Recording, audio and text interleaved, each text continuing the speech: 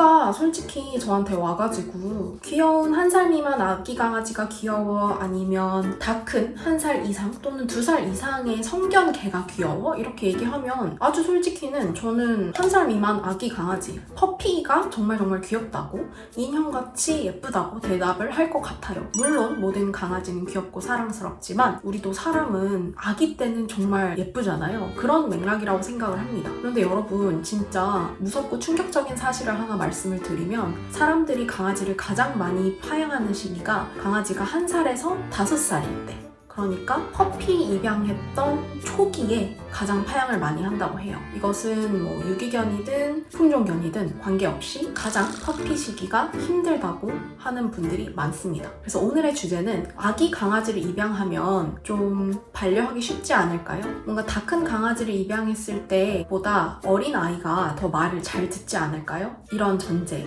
또는 귀여운 강아지를 입양을 하고 싶으면 아기 강아지 때부터 입양을 하면 좋잖아요 라고 생각을 하시는 분들이 계실 것 같아서, 아기 강아지를 입양하기 전에 왜 이렇게 마음을 단단히 먹고 해야 되는지, 정말 아기 강아지 입양이 맞는 선택인지, 또는 하기로 했다면 얼마나 마음 먹고 준비를 해야 되는지, 이런 얘기들을 해드리려고 합니다.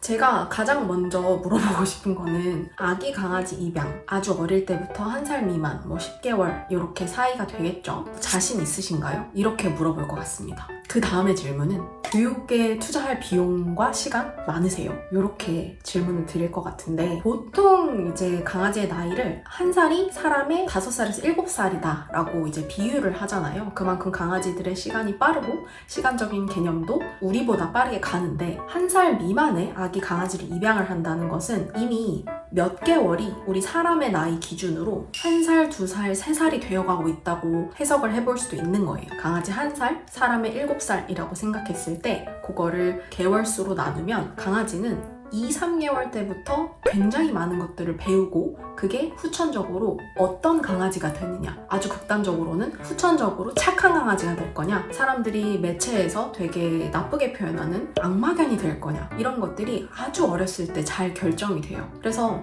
돈이 많냐, 시간이 많냐 이렇게 물어볼 수밖에 없는 게, 귀여운 건 사실 하루 24시간 중에 한두 시간? 나머지는 정말 각오를 해야 되실 수도 있습니다. 일단 에너지가 정말 많고요. 호기심도 정말 많아서 집을 다 부실 수도 있고요. 힘도 정말 많아서 산책이나 놀이 욕구 이런 것들을 해소해줘야 될 수도 있고요. 아무것도 모르는 상태라서 잘못 학습하면 문제 행동으로 번질 가능성이 굉장히 높습니다. 사람 아기로 비유하면 이제 막 걷기 시작하고 이해를 하기 시작한 2살에서 3.5살의 그런 토들러라고 보시면 될 것 같은데, 누가 이 세상에서 토들러 아기를 키우고 싶다라고 하던가요? 그러니까 물론 종종 이 아기는 어쩜 이렇게 순하지? 이런 아이라면 정말 몇 명이고 키울 수 있을 것 같아 하는 아주 선천적으로 순한 아기들 제외하고는 정말 난리법석이잖아요. 잡으러 다니고 밥 먹여야 되고 이런 거 하지마, 이렇게 해, 이런 것들을 사실 강아지들도 똑같이 가르쳐줘야 됩니다.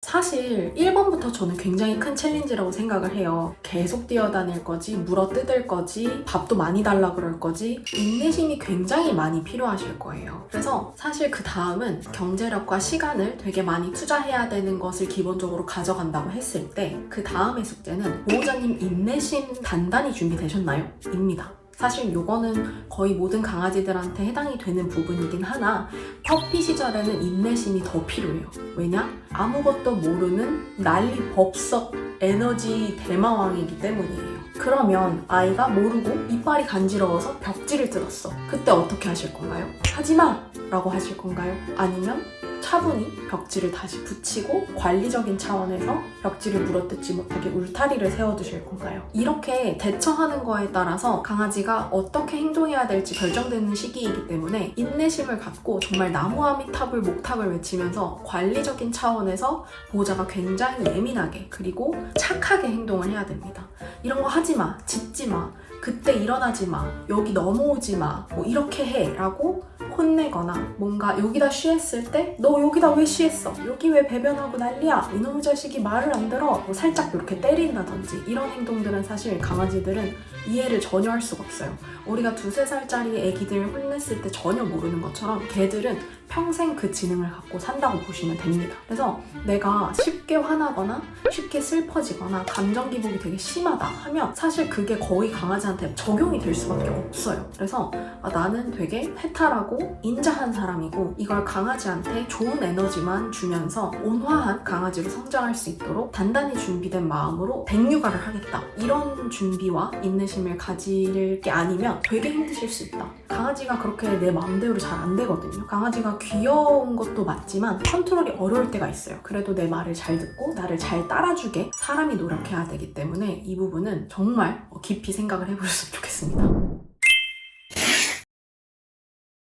마지막으로 벽지 뜯는 얘기를 잠깐 했었는데 외국에서는 퍼피 프루핑 홈이라고 표현이 있을 정도로 퍼피를 데려오거나 입양을 할 준비를 할 때 이 퍼피가 어디를 물어뜯고 쉬하고 사고칠지 모르기 때문에 강아지가 닿을 수 있는 모든 곳, 뭔가 망가뜨리거나 뭔가 실수하는 모든 것을 다 준비를 해놓습니다. 왜냐? 우리는 전셋집에도 많이 살고 내 집이어도 굳이 강아지가 배변을 많이 해놓고 벽지를 뜯어놓으면 집이 망가지니까 누군가한테 배상을 해주거나 내 자산이 손상이 되거나 이럴 수밖에 없잖아요. 벽지뿐만이 아니라 뭐 바닥재, 소파, 뭐 간단히 말해서 이런 충전줄 사실 관리해야 되는 포인트들이 되게 많습니다. 근데 이런 부분도 사실 데려오기 전까지는 많이들 모르시는 것 같아요. 생각보다 정말 파괴왕이 될 수도 있다. 특히 힘이 많이 센 아이들 그리고 이빨이 많이 간지러운 아이들은 정말 눈에 보이는 모든 것들을 호기심과 에너지로 다 무너뜨릴 수 있기 때문에 내가 집이 좀 망가질 수도 있다. 이런 생각을 하면 되게 많은 준비를 하셔야 될 수도 있어요. 그래서